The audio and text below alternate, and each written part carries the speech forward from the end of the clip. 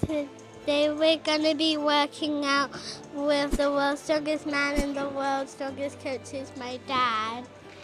For those of you who don't know, this is Big Law's Laurence Shahlaei, the biggest YouTube strongman coverage at the moment, but he's former Europe's strongest man, multiple time world's strongest man competitor, and he's been my only coach over the last 18 months while I haven't been off the podium, so you should learn some good stuff today.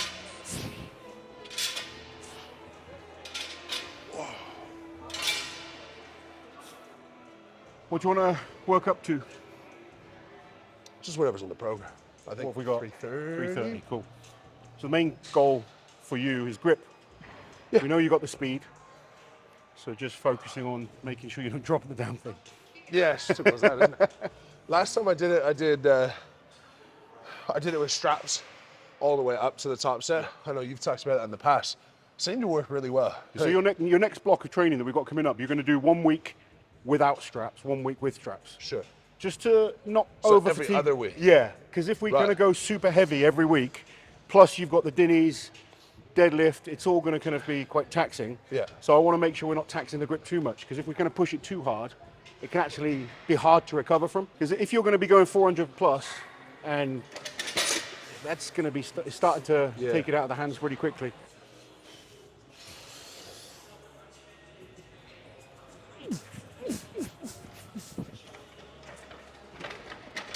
We are going to give away all of our secrets in our session. So we've got our frame, we've got some deadlifts, we've got leg press, and you might not become world's strongest man, but you certainly could become the strongest version of yourself. So hope you enjoy. Absolutely.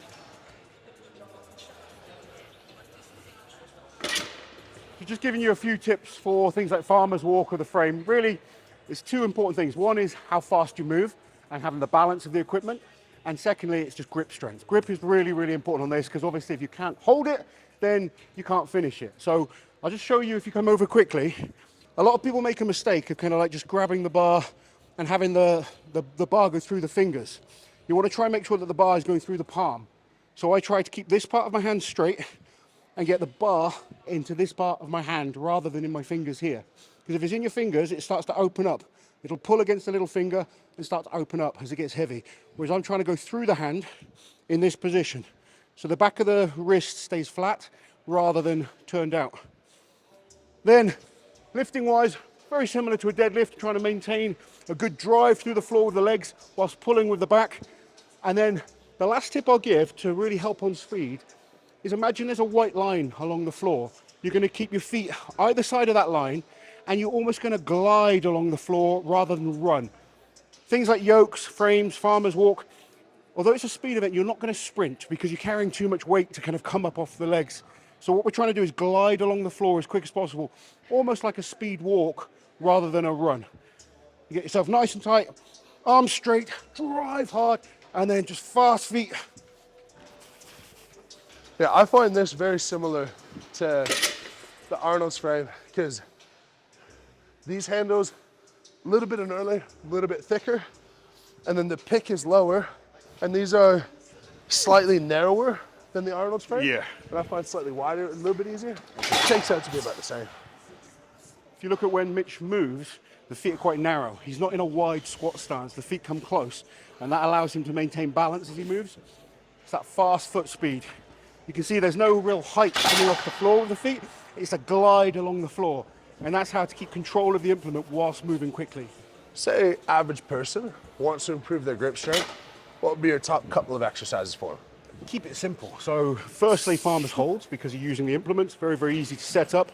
If you don't have access to equipment, behind the back holds, where you take a barbell, double overhand grip. The reason we do it behind the back is because you can cheat in front and you can kind of hold your fingers into your quads.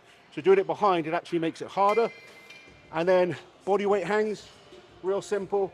Just get used to holding onto bars. You see like grippers and stuff like that. They're fun to use, but they have no crossover in terms of holding onto a bar. So if it's farmer's walk that you're looking for, holding onto a deadlift, I would focus more on holding onto bars. One little, I guess, exercise that does carry over well is any type of pinch grip. Because if you think about your grip when you hold on, it's that thumb that locks in as the last thing. If the thumb is strong and the fingers are strong, your grip will be rock solid. I need chalk. Chalk. Yeah. I thought we might need some chalk for chalk. this way. Good. He's super fast. Speed is not an issue with Mitch. Like for a lot of athletes, I make them time their runs so that you're always trying to make yourself go quicker. His speed is just, it's not an area we need to work on. So it's focusing on the individual athlete's weaknesses. I still could beat a lot of top guys on frames, yokes, farmers. Yeah. Well, I beat you at the Dinnies at Rogue.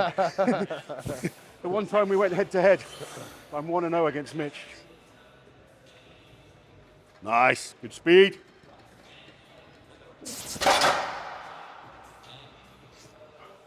Good. No problem.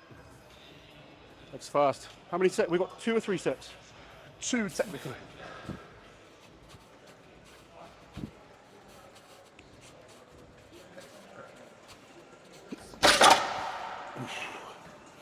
Let's go, Mitch. Come on. Easy. Nice. Ooh, that's good. That's very good. That's very good. That's a good place to be in right now. Awesome. Okay, next exercise is gonna get stuck into some deadlifts. We've got the max elephant bar deadlift at the Arnold next year. Last year, I was around 990 pounds. This year, we're hoping to go a little over 1,000, dealing with a little bit of a back niggle from ages ago.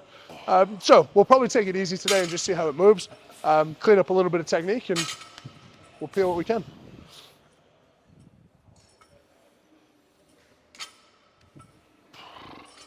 Thor's looking good in terms of what he's pulling. He's a record holder. You'd expect him to do well. But he's pulling on an elephant bar. It's just so different. Yeah. I failed 430 on stiff bar and then hit 447. Yeah. I don't Easy think on you the need elephant to bar. pull on an elephant bar. Like, it's nice as a luxury to have. But I don't think, like, some people obsess with having to train on the exact bar. Yeah. Like, if you can afford it and you're in that great Yeah. privilege, it's great. But I wouldn't, as a competitor, think you always need to have every single bar. Yeah. If you can deadlift and squat well, you'll adapt to any type of deadlift. Talk about how you might determine for a person whether they should squat or hinge. It usually comes down to leverage. So, Mitch is very, very quad dominant. You've got strong back, but your quads are ridiculously strong. So you tend to find lifters like that are going to be more powerful off the floor, less so at lockout, which is probably fair to say of you. Your lockout isn't quite as strong, although it's super strong.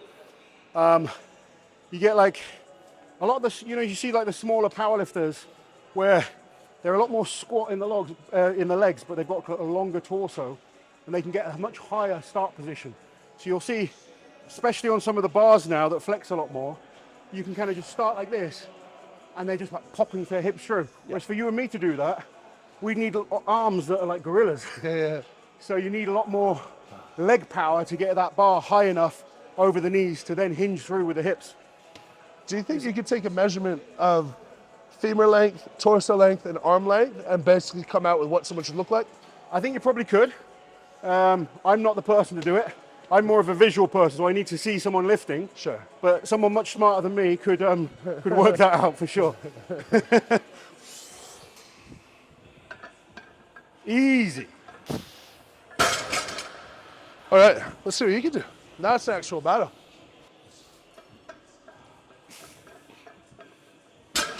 The funny thing about Laws and I is that we come to a lot of the same conclusions, but we've got there in very different ways. And formal education and biomechanics and knowing that stuff from school versus just doing it for long enough that you can look and see. It's funny because the experience is almost more useful because you just look and use your eye. It's practical application sometimes as well. There's a lot of people that understand the scientific side of things, but they've never actually done it. And sometimes that can hold you back a little bit because there's going to be times where the science doesn't work. Yeah. And you, especially in a sport like strongman, less so in powerlifting, because powerlifting is the same 3 lifts repeated again and again and again. Whereas in strongman, even the deadlift varies. So like the type of deadlift that you do will vary based on bar, height, equipment being used, the surface that you're doing it on. Powerlifting, you're always going to be on a perfect flat platform. I've done strongman comps where you're leaning to the side in a car park. So your ability to adapt quickly is very, very important. And a lot of people that are highly experienced in terms of just powerlifting can't adapt to that, Yeah. that kind of difference. Yeah.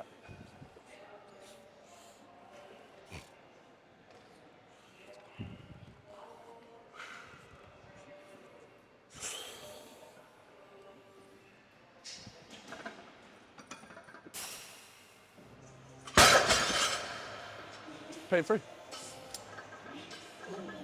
Oh, yeah.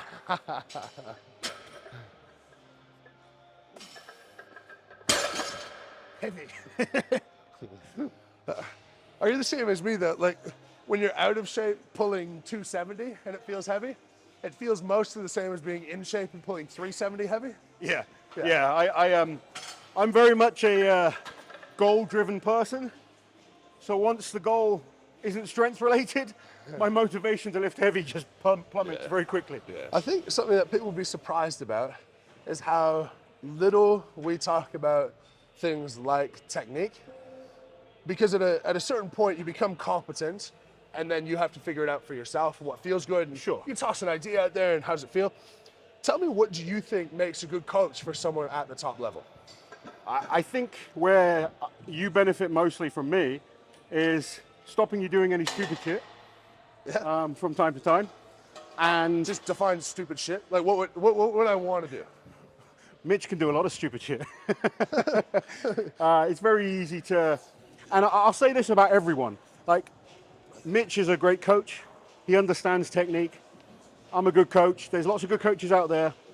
When it comes to ourselves, we're all morons. And it's quite good when you are working with a lot of athletes to be able to just get into the gym, not have to think about your own training. So like you're programming for other people, you've done like coaching in the past. With your training, you don't want to be thinking too much. You just get into the gym, you put that trust in me that I can get you ready for the comp. And the goal for me is always, for an elite level athlete, it's not about him doing a gym PB. It's about getting him to the competition as well prepared as possible to be competitive. And that's something I think I'm very good at in terms of programming and putting structure together, at getting the best out of people when it matters. Like even for Mitch, it's very difficult programming because he competes all year. So to plan an off season is very, very difficult. So we're literally taking maybe what we got this year, 8, 9 competitions? No. 9. Yeah. But we're only really looking at 2 where we think this is where we want to be our absolute best. Yeah. He'll do some of the competitions without any prep at all. Yeah. That doesn't mean we're not training. You're still training constantly throughout the year. But the specific prep where you're looking to be at your pinnacle, especially at high level, you're only getting to your very best once or twice a year. Yeah. When you're lower level, you can do it 6 weeks. It's easier on the body. When you're lifting 400 kilo plus, much, much harder on the central nervous system, the recovery system. So you have to kind of plan out things as specifically as possible. Yeah. So I think my understanding of Mitch's brain helps. I think that's probably why we work well together. I'm not going to say, Mitch, don't do this, because he'd just get pissed off and do it anyway. But I trust, and he trusts in what we're doing together. Yeah. And we understand where the big goals are, where you need to knuckle down a bit more and stay focused. I think if my answer would be, it's so much about life, and that you understand life first. Sure. Like most people, when the fight came about, were like, oh, Laws is not going to be happy. But from recollection, when I called you up and I said, they're paying insane money for me to go fight in Qatar, it's basically like, well, yeah, you got to do it. Do you want company? And you're like, it's simple as that. And like, in a perfect world, I don't sleep in the same bedroom as the baby. I go off in a guest wing and sleep by myself. But how much would we butt heads if you didn't let me be a person first? I think you have to, for me anyway, the person is more important than the results. That doesn't mean we don't want the results. A lot of people almost take that the wrong way, because I care about people first. Doesn't mean we're not going to try and win.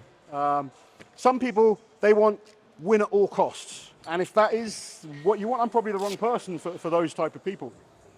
But we work well together, and I think it's important when you're looking for a coach to get the right person for you as an individual, not just based on someone's reputation of competition results.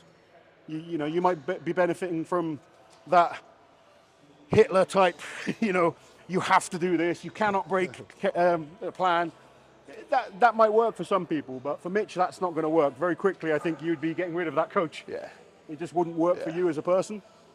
I think if anyone out there's looking for a coach, like a one-on-one coach, I think you should basically go, first and foremost, are they an idiot? Do they genuinely know what they're talking about? Do they have any sort of experience? But second most important, barely behind that, is just, do you enjoy talking to them? Because let's say, I don't know, my mom was sick and I wasn't sleeping and I had to go see her. If I didn't like you as a person, but you were technically the best coach ever, I'm just not going to tell you about it. My training will go to shit. You'll have no idea why. And one of the most important things as a relationship with a coach and athlete is that communication. Understanding each other, understanding when to push harder, understanding when to pull back. And that communication is probably the key thing to a successful relationship with a coach and an athlete.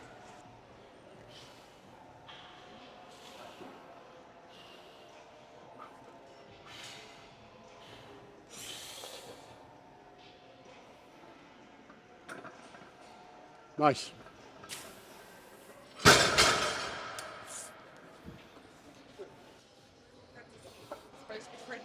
There you go, mate. That's better.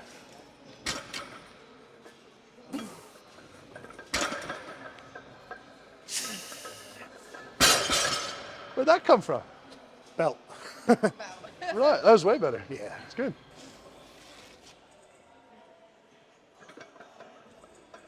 Good. Nice. Yeah. Getting good acceleration through the hips, lockout. It's what I'm telling you, it's a really funny catch point right now. We're like, that is now totally fine. And that's always been my problem. Yeah, it's kind of almost become the opposite of what the weakness was. Yeah, that's how it goes, isn't it? Be more aggressive. Come on. There you go.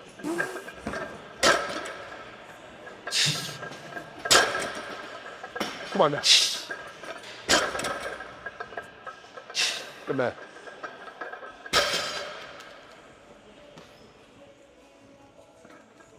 Yes. Good. Nice. So last year, the main focus for Mitch was improving his lockout, trying to make sure his knees fully lock out, flexing the quads and the glutes at the same time. He's experimented himself with different widths, and I think that's, when I talk about widths, hand and foot positioning, because for every lifter, you'll find there's a sweet spot that's right for you. And what you tend to do is work on kind of like a shoulder width stance and then figure out what works best. And what I kind of call it is micro movements, where you teach the basics and then you figure out the best position for you individually. And that can mean ever so slightly wider, ever slightly narrower, foot turned out slightly, foot turned in slightly. For Mitch, we found quite a wide stance actually works really well for him. Allows him to get that leg power in, and now he's starting to focus on squeezing the glutes and flexing the quads that lock out, which is helping get a smoother lockout, because at times it would appear like he's getting quite soft with the knees. So we're trying to make sure those knees lock out by flexing the quads and squeezing the glutes. And just, it's very easy to get into habits, good and bad. And sometimes when you create these bad habits, just do it automatically. So it's then lots of repetition on movements, reminding yourself at times that you need to do, especially when you're trying to change something as well. So Mitch's power lockout has now improved a lot. He's done very, very well in deadlifts in the last year in competition. There's always things to work on. But yeah, technically, that mid-range is probably the hardest. Going to finish off with leg press. Going to keep it a little bit lighter, higher volume. We've already done heavy frame. We've done heavy deadlifts. At a certain stage, it's just enough for the day. So going to get lots of blood flow in, almost like active recovery to start the recovery process. So nice and easy, and we'll finish it off there. Did you hear who's in town? Because the tickle monster might have come.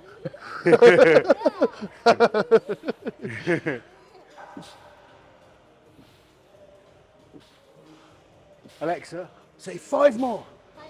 Louder, like your aggressive voice. Keep going. Say, keep going. Say, come on, you can't win world's strongest man with a lazy attitude. Say, come on, you pussy. Oh, hold your feet out strong. Hold them out to my hands. Put your feet to his hands. Hold them out here. Hold them Go here. on, put them there. You're going to help.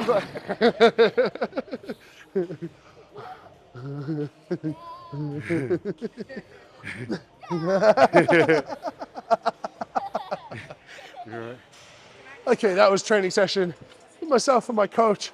Really the best team in the world at the moment. I hope you learned a couple of things. More than anything, I hope you learned we're here, we're taking it serious. We're in comp prep, but we're having fun. There's no real huge secrets to things. You just get the basics, right? Do them really well, a little bit of extra stuff, and you get to be the strongest version of yourself. I'm really, really lucky that that's taken me to World's Strongest Man. Let it take you to wherever you would like to go. And if you want to become the strongest version of yourself, link to my PDF programs in the description. Written by me, 100% stand behind them, not only as the world's strongest man, but as someone with 6 years of post-secondary education in performance, injury, exercise, the whole lot. Thank you very much, guys, for watching. If you haven't already, click subscribe, leave a moose dropping in the comments, and we'll catch you in the next video.